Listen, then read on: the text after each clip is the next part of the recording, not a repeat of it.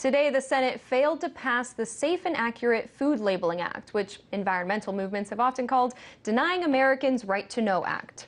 This bill, proposed by GOP officials, would have stripped states of their right to impose GMO labeling, making it a voluntary measure nationwide. Now, many believe the bill would be approved by the Senate today, but several Democratic senators had other ideas. RT's Alexey Yaroshevsky reports.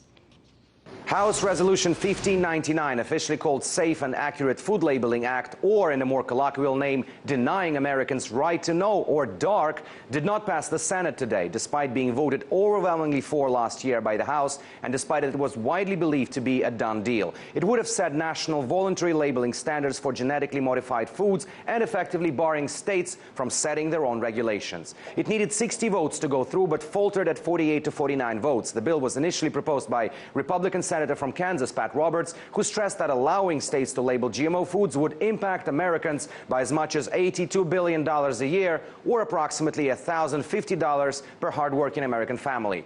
Roberts also proposed an amendment that would allow food makers to disclose GMOs in different, indirect ways, through call centers and websites, as well as scanning a QR code, instead of simply putting the label on a package. The Democrats who took the bill down today beg to differ, namely the Connecticut Senators Richard Blumenthal and Chris Murphy. This law is riddled with defects, said Blumenthal, while Murphy said this bill would invalidate everything we've done. Science has yet to come down on GMOs, but consumers should be able to have choices in the food they buy. End of quote. The fight to have GMO products labeled has been going on for some time, mostly based off grassroots campaign by farmers in agricultural states. I myself covered the GMO labeling push in Oregon a little more than a year ago, and the state fell a few thousand votes short of having mandatory labeling approved. The four campaigners were also heavily out-financed by major food companies like Monsanto.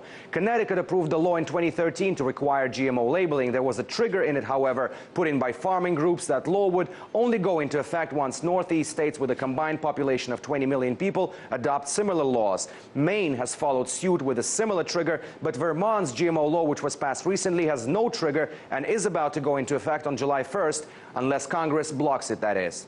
The fact is that the bill has so far been defeated, and the Senate has been lauded as a victory for consumers by a number of environmental groups and agricultural unions. It's unclear yet, though, if it's just a battle won or the entire war. The Democrats who blocked the bill say that they were looking for concessions from food companies in order to reconsider this bill, while its GOP creators say they will not go down without a fight.